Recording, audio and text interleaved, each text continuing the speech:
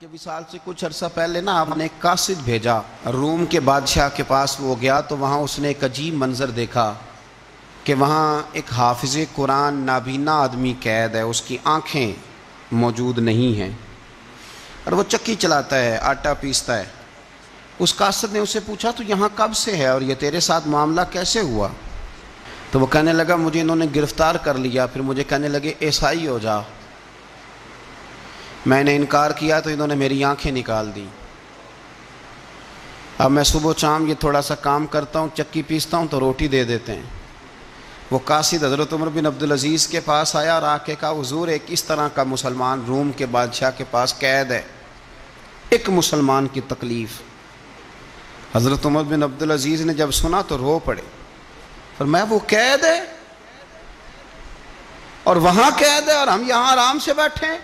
فوراً رکا لکھا، قاصد سے کہنے لگے واپس جا، روم کے بادشاہ کو جا کے کہے کہ اس نابینا قیدی کو فوراً آزاد کرے، ورنہ میں ایک ایسا لشکر بھیجوں گا، اتنا بڑا لشکر بھیجوں گا کہ اس کا پہلا آدمی تیرے پاس ہوگا اور آخری میرے پاس ہوگا، اور تجھے پھر وہ بندہ چھوڑنا پڑے گا، تو ابھی چھوڑ دے، میں تجھے پیغام دے رہا ہوں۔ وہ قاصد کہتا ہے جب میں رکا لے کے پہنچا، ظاہر ہے بڑا لمبا سفر ہوتا تھا، آنے جانے میں مہینوں بھی لگ جاتے تھے۔ کہتے ہیں میں نے رکا دیا تو اس نے پڑھا، کہنے لگا میری طرف دیکھ کے رکا میں نے پڑھ لیا ہے، علماء علماء کو جانتے ہیں، تاجر تاجروں کو جانتے ہیں، تو بادشاہ بھی بادشاہوں کو جانتے ہیں۔ فرمایا تم مسلمان ہو، میں نہیں ہوں، پر اتنی تم اس درویش کی قدر کرتے ہو، میں تم سب سے بڑھ کر قدر کرتا ہوں۔ میں اس بندے کو لشکر لے کے آنے کی تکلیف نہیں دوں گا، میں ویسے ہی قیدی آزاد کرنے لگا، تم لے جاؤ۔ کہتے ہیں مجھے چند دن وہاں رہنا پڑا، کچھ لوازمات تھے جن کے لیے رکنا پڑا۔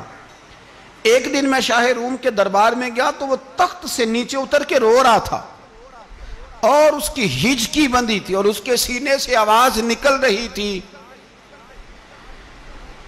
میں نے پوچھا لوگوں سے کیا ہوا، کہنے لگے خود ہی پوچھ لو۔ میں نے جا کے کہا بادشاہ کیا ہوا، کیوں رو رہے ہو؟ تو کہنے لگا آج دھرتی کا حسن اٹھ گیا ہے، آج سنگھار ختم ہو گیا، آج دھرتی کا حسن اٹھ گیا۔ میں نے کہا کیا ہوا؟ کہنے لگے عمر بن عبدالعزیز انتقال کر گئے، تمہارا امیر چلا گیا۔ تو میرے دل میں خیال آیا، میں نے آہ بھری، میں نے کہا پھر ہمارے لیے کیا حکم ہے؟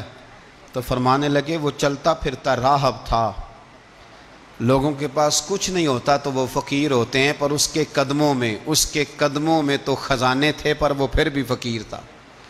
فرمایا اس کا حکم اگر میں زندگی میں مانتا تھا تو مرنے کے بعد بھی بات مانی جائے گی، تمہارا قیدی بھی تمہیں واپس کیا جائے گا اور عمر بن عبدالعزیز کی بات بھی سنی جائے گی۔